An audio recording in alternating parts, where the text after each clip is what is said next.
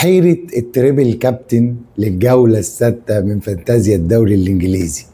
الحيرة اللي الناس كلها عمالة تفكر فيها، نعمل تريبل كابتن لهالاند ولا هالاند مصاب ولا هيلعب ويطلع في نص الشوط ويبهدلنا ولا ايه، ولا نسيبنا خالص من التريبل كابتن ونروح للوايلد كارد ونعمل تشكيله ممتازه. التشكيله دي تنفعنا للجولات الجايه مع في فرق كتيره جدا مش في درافت، في لعيبه منها مش في الدرافتات بتاعتنا. الفرقه دي الراوند الماتشات اللي جايه بتاعتها محترم قوي قوي قوي وسهل، وهوريك كل حاجه. وهتكلم برضه عن اهم النقط في المؤتمرات الصحفيه، او بالاخص اللعيبه اللي احنا كلنا عمالين نتساءل عليها، لان انا استنيت في الحلقه دي عشان خاطر ان انا اجيب لكم المؤتمرات وان انا ابقى طالع بالمعلومه تقريبا كامله. وكل ده هنشوفه مع بعض، كل ده هنشوفه مع بعض في الحلقه دي، الحلقه الدسمه كرويا دي، واللي يعني يا ريت الناس لو شافتها تدعمني بلايك ويكملوا الفيديو للاخر عشان يستفادوا. وان شاء الله اقول لكم في اخر الفيديو برضه افضل كابتنه للجوله، الكابتنه المنطقيه والكابتنه الديفرنشال والكابتنه المجنونه، دي في حاله ان الناس مش هتعمل تريبل لهالاند يعني، فعايز كابتن كده ايه يعمل ضجه بس. ويلا بينا نخش في الحلقه نعرف تفاصيل اكتر عن الحلقه اللذيذه دي، ان شاء الله تعجبكم. يلا بينا. السلام عليكم ورحمة الله وبركاته، حبايب وعشاق ومتابعي فانتازيا الدوري الإنجليزي، أهلا بكم في حلقة جديدة مع أخوكم محمود مجنون فانتازيا. إيه أخباركم؟ عاملين إيه؟ يا رب تكونوا بخير وإن شاء الله تبقى جمعة مباركة عليكم.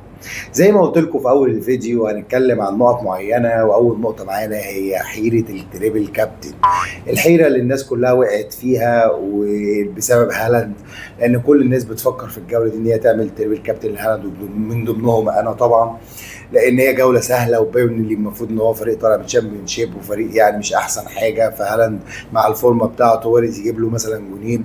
بس طبعا زي ما شفنا في آخر الماتش اللي فات بتاع أرسنال، هالاند هو اللي طلب التغيير لوحده، فهو واضح ان هو كان مصاب.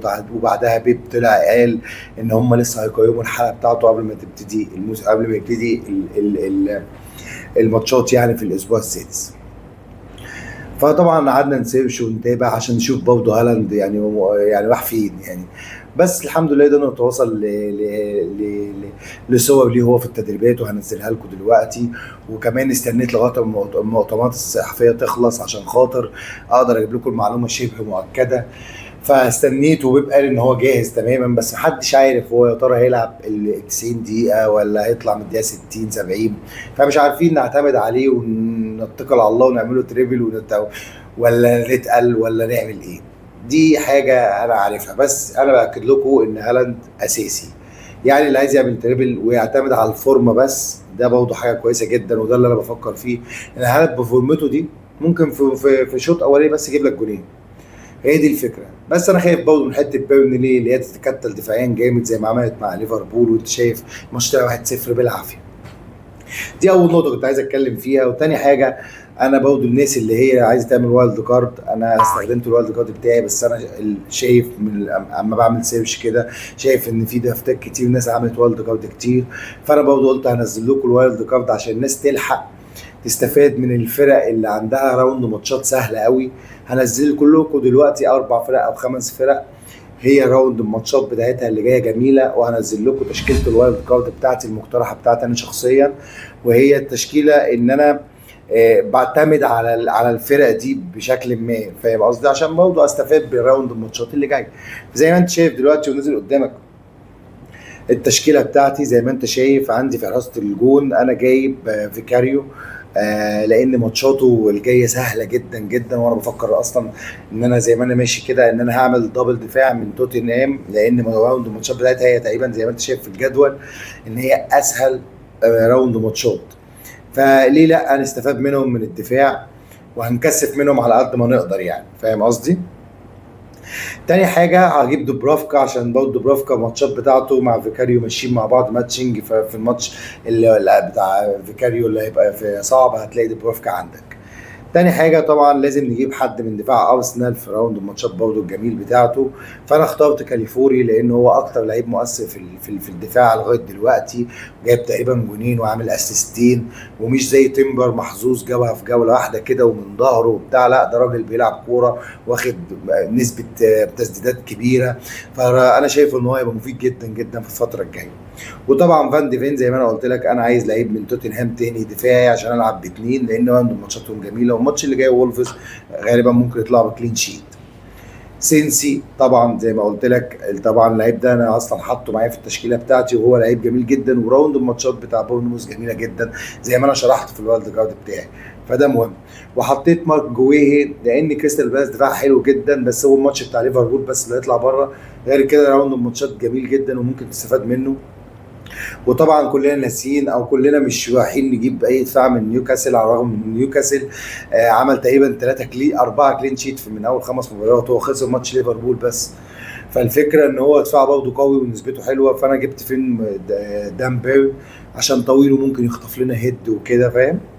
ورحت القدوس برضه لان انا شايفه ماتيريال لعيب كويس، الناس اللي بتفكر تبيعه انا مش عارف ليه، بس هو كويس قوي قوي قوي، وانا شايف انه هيدي لسه اكتر، فانا مختاره معايا في راوند الماتشات دي نستفاد منه. وطبعا انا في الدرافت ده انا شلت صلاح عشان وايلد كارد بس في العادي صلاح ما يتباعش يا جماعه. انا شايف ناس كتيره راحت تبيع صلاح، انا مش عارف ليه. يعني صلاح ده لو انفجر هيبهدل الناس دي. هو غالي قيمته على اللي بيعمله، بس يعني خلاص لو عندك سيبه، انما لو هتعمل وايلد كارد انا اقول لك مشيه، مش مشكله، عندهم 3 ماتشات مش اسهل حاجه.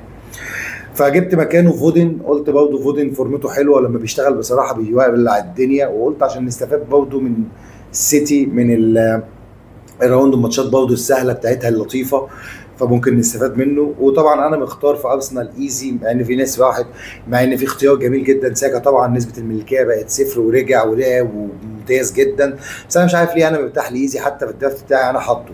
وراجل من ساعه ما جه يعني عمل اسيستين ومش لاعب، مش بيلعب اساسي، فانا وارد انه لو لعب اساسي ينفجر، حتى في ماتش تقريبا في الكيس لعب امبارح وجاب فيه جون، فهو انا مقتنع بيه بصراحه. وفي ناس لو راحت مع ايزي يا ريت، بس برضه فرق الفلوس بيفرق يعني، ده 7.5 ده تقريبا 9.8. واللاعب الاخير انا محتار فيه، بس غالبا هختار دوسبري هول. وفي اللاعب اللي هو اسمه ستيكش ده اللي هو بتاع ليدز اللي جاب جونين، عايز اقول لك ان هو مش مميز قوي، بس يعني انا قلت عشان فلوس بس 5 مليون دي اجيب بيها لعيب ايه، ابقى اعمل له يعني زي روتيشن يعني. فانا بفكر في ديسبري هول بصراحه مش ده، فده برضه حاجه. وطبعا عشان نكفر من هجوم ليفربول، اللي هو مهما كان ده هجوم ليفربول حتى لو استقبلوا كده كده هيسجلوا اهداف، جبت ايزاك بحيث ان اتيكيتي كده كده مش هيلعب الماتش الجاي ولسه في عقوبات، فايزاك بقى هو يبقى الكفر وهيلعب اساسي وممكن يولع لك الدنيا. وطبعا هالاند من غير كلام على الفورمه اللي هو راكبها وعلى راوند الماتشات وكابتن كل جوله يعني تقريبا. وطبعا عندنا انا حاطط ريتشاردسون، طبعا انا هشيله لان لو حطيت ريتشاردسون لازم اغير واحد من الدفاع، وهنشوف تقريبا ايفينيلسون لان راوند الماتشات بتاع بورنموث جميل جدا، ويبقى بورنموث استفاد من راوند الماتشات بتاعتها. ودي تشكيله كانت مقترحه من عندنا حسب الجدوله اللي انت شايفها دي قدامك، اللي هي ولمده مثلا 4 أو 5 جولات، انت مش هتحتاج اي تغييره واحده بجد، انت هتنبسط روتيشن، هتعمل شويه روتيشن خفيف وهتلعب وتنبسط. بس دي بالنسبه لايه؟ دي بالنسبه للتشكيله الوايلد كارد المقترحه للناس. اخر حاجه يعني هتكلم فيها اللي هي النقط الصح، الحته بتاع اللي هي اسمه المؤتمرات الصحفيه، الملخص بتاعها اللي احنا عايزين نستفاد منه ان بيبي يؤكد جاهزيه هالاند اللي انا قلتها لكم في الاول، ودي حاجه بصراحه جميله جدا. ان شاء الله الوحش النرويجي ينزل يكسر الدنيا. وانزو ماريسكا قال ان بالمر خلاص هيغيب يا جماعه لغايه التوقف الدولي، يعني بالمر ممكن 3 أسابيع عشان يرجع، فاللي معاه بالمر يبيعه كده كده ويستفاد من فلوسه. وعندك بقى الاوبشنات اللي انا قلتها لك، عندك ايزي، عندك مثلا ساكا، تقدر تجيب ساكا بسهوله، ده انت هيبقى معاك فلوس كمان. دي لا انا بركز على اللعيبه اللي احنا محتاجينها، الباقي كله ما شايف ملوش اي لازمه. وطبعا ارن سلوت اكد ان خلاص ايزاك هيلعب اساسيا بنسبه كبيره، بس مش هيكمل برضه 90% ب 90 دقيقه في المباراه، بس برضه ده اوبشن كويس. ممكن ايزي لو ممكن ايزاك لو تالق يركب بقى جنب اكتيكيتي ويلعب ويكمل معاك ويظبط لك الدنيا. بس ودي كانت بالنسبه لي اللي هي المؤتمرات. طبعا الكابتنه انا هقول لك الكابتنه المضمونه اخر حاجه خالص هو هالاند او فودن، بالنسبه لي لو هيلعب اساسي ان شاء الله هيلعب، بس هالاند طبعا رقم واحد. تاني واحد سيمينيو، برضه ماتش شهر قدام ليدز دفاعيا مش وحشه، بس لا بورنموث قويه هجوميا، فوارد يجيب له جون واسيست او جونين.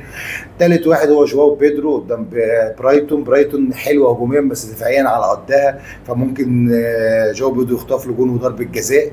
وطبعا صلاح كابتنه ممتازه في اي وقت، زي ما انا متفق معاك، لو انت سبت الكابتنه دي على صلاح لاخر الموسم انت كده كده مش هتزعل يعني.